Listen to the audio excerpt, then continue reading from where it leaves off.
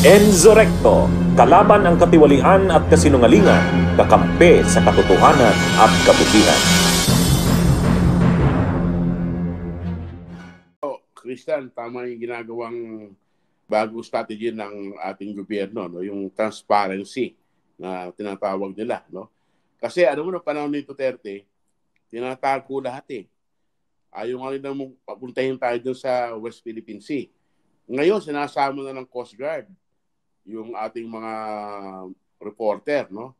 Sinasama na dyan sa Ayungin at sa Scarborough Shoal, sa Bautibo Sinloc. Para ipakita ang ginagawang pangaharas at pangbubuli ng China. Ano bang ibig sabihin nito? So na-expose yung ginagawa ng China at alam mo naman ang China, sa kultura nila, ayaw nilang sila ay napapahiya. Di ba? Sa kanila, ang importante ay mukha. No? Ngayon, pag pinapakita mo yung ginagawa nila ron, para silang sinasampal sa mukha. No? Kaya malaking bagay po yan na hinihiya natin ang China. Sabihin natin hindi tayo gumaganti sa kanilang water cannon, inihiya naman natin sila sa ginagawa nila. At yan mas masakit. No? Ayaw nilang tanggapin yan. Ilagay nga sa padagdag na rin, no? Secretary Llamas. Kasi si Secretary po, kagalang-galang yan, no? Kasama po siya dun sa delegation na nagpunta po sa The Hague nung isinampa po yung arbitration case in 2013, no? Pakisagot na rin po ito, no? Ayan, nangungupo po tayo.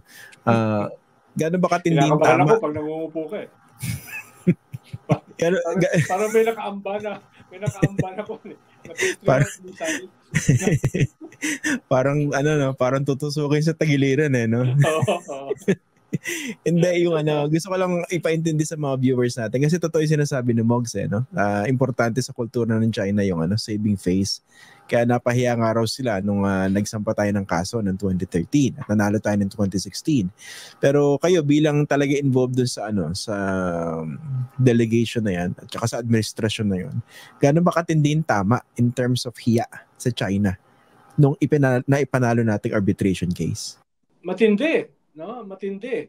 Dahil yun yung problema pag ang kalaban mo mahina at ikaw ay malakas, no? Doon effective ang political judo eh.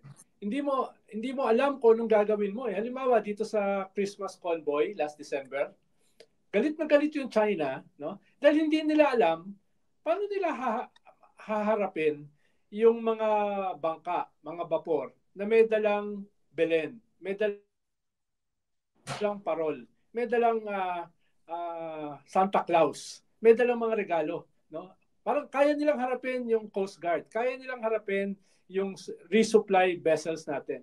Ang medyo nanibaguhan sila, itong flotilla ng mga bangka na nakabihis Pasko, no? At meron pang Three Kings, may Anghel, may Belen. Medyo nalito sila kung paano nila gagawin yan. At, may Santa Claus din ba? Sorry, may Santa Claus ba nun? No? Meron, dalawa na life size. No? Yung isa nakadamit ni Ronald Llamas. Si Ronald Llamas ba yung Santa Claus? Oo. Baka lalong inisente yung ulo. So medyo nalito sila. No? At kung makikita mo yung impact sa global media, imagine mo hanggang February, lumalabas siya sa BBC, lumalabas siya sa Der Spiegel, lumalabas siya sa Le Monde, no? Yung kumbaga, yung pagkapanalo ni BBM hindi lumabas ng ganung katagal sa mga foreign media. Ito isang ragtag na convoy, no? Kaharap yung hindi kwento kaharap hindi Chinese Coast Guard Ang kaharap hindi Chinese militia, ang kaharap Chinese Navy, no? Pinik up. Kaya yung sinasabi ni Mogs na transparency, yung dominant na tawag transparency, ibig sabihin pinapakita, no, yung actual na nangyayari. Alam mo ba, Christian, ito yung last December, yung first time na pinayagan ang foreign correspondents na sumama. Ito yung first time na pinayagan yung mga local at saka international media ng simultaneous telecast habang kaharap nila yung Chinese Navy. First time yung nangyari So ngayon na-realize ng gobyerno anong ibig sabihin ng asymmetrical warfare. no? Dahil yung iba kasi hindi alam kung paano i-spell yun eh. Asymmetrical. Oy, marami rin magagaling na no? May nababasa tayong mga kolumnista na todo yung tanggol sa China. Yung mga nagpo-forward sa atin diba? eh. Yung, No? sino yung pangalan nun? Yung Manila Times? Yung Hindi ko alam kanina, pero may mga nababasa ako eh.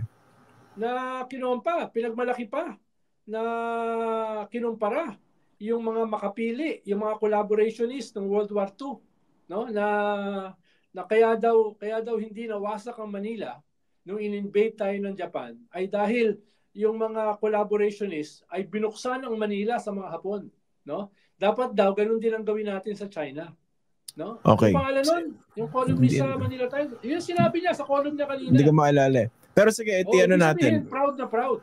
Proud na proud sa kataksilan. Ito nga, i-contextualize nga natin yung discussion na to, no? Kasi in history, lagi may ganyan, no? Di ba ang term dyan, pacifists? Tama ba? Hindi, capitulationist. Capitulationist. Iba yung pacifist, capitulationist, no? Dinaretso eh. Nag-ano nga tayo, nag-hold back nga tayo. Pinapaganda mo pa eh, no? Hindi, ano ba tingin niyo dyan? Lapit na ako magduda sa'yo. Alam mo naman tayo. Bigyan na rin kita ng bayo. Siyempre, tayo? Pro-China tayo. Kayo kasi gusto nyo gera eh. Diba? Puro gera gusto nyo eh. Oo. Diba? Sabi nga ni Kit Tatad, kung daw eh, pumapasok daw tayo sa nuclear war. Ganun. Sabi ko yung column ni Kit Tatad kanina. Yun daw, nuclear war daw. Nuclear war. Paano bang gagawin dapat dito sa China? Titihaya na lang tayo. Ganun ba? Tatanggapin na lang natin yung pambubuli. Gusto mo bang tamaan ka ng nuclear weapons ng China? No? May tawag ako sa ganyang argument eh. Bigay na lahat yan. Ang tawag ng mga millennial dyan tsaka ng mga Gen Z. Woo! That escalated quickly. Nanindigan ka lang, nuclear warfare na. No? Marami naman nangyari in between. No? Kaya pala, Mogs, paano ba natin dapat atanihin yan? Kasama pa natin sa Pansitarian yun. Editor-in-chief yun. No. Mogs, si Mogs kasi nagsalita. Wala naman tayong nuclear eh. Paano tayo papasok sa nuclear war eh? Wala tayong nuclear. The US daw eh. Secretary, si Mogs, nagsalita yan recently. Wala tayong nuclear power eh. Bibida ko pa si Mogs. Teka lang. Meron tayong Pacific River. Kasalanan ni Christian yun. Pag mo yun sa water cannon, ako sinubo. Plus yung Chinese Navy. Si Mogs nagsalita yan sa kasama natin sa mga kabaro natin sa media, no? Organized by the National Task Force on the West Philippine Sea, tama ba? Mogs? Tama. NTF. Sinubo ko ron. Oo. Nagtanong sila eh. Muga to. Automatic yan. No? Kasi actually, secretary, pinapamigay ko yung number niya. Sinusulit ko pa sa upuan sa bus. Tsaka sa mga pinto sa CR. Hindi ko pa ginagawa sa iyo, Mogs. Kaya palang dami tumatawag sa akin. Mga walang no? Walang paalam, no? Talagang tatawag na lang. And then, ano bang tingin mo dyan, Mogs? Paano ba dapat effectively kina-counter yung narrative na yan? Kasi ang talagang biggest propagator ng narrative na yan, yung war narrative, na pag nanindigan tayo, gusto nating gera, yung dating Pangulo, diba, Rodrigo Duterte. Hanggang ngayon, talagang nagre-reverberate yan eh. Paano ba dapat kina-counter yan? Alam mo, dapat ang ating mga journalist, no? At sinabi ko nga kahapon to, na itama natin yung mga maling konsepto na magka-agera dahil meron tayong ginagawa laban sa China dyan sa West Philippine Sea. Alam mo, sa ating saligang batas, ni-renounce natin ang war as an instrument of national policy. Kasi po, ang Pilipinas ay very peaceful people, no? Wala po tayong kaaway. Kakampi po tayo ng lahat. At ipinaglalaban lang natin yung ating karapatan. Ngayon, yung pagtayo ba at paglaban sa ating karapatan, ayun ba ay gera? Hindi po. Kasi yung ibang bansa ginagawa din yan. Hindi yung Vietnam, yung Indonesia. Sa Indonesia nga, pinapalubog pa nila yung mga Chinese fishing boat. Hindi naman sila ginigera ng China. Diba? Yung Vietnam, pagbanggaan ng barko dyan sa kanilang karagatan. Hindi naman sila ginigera ng China. Ito kasing China nanakot lang, no?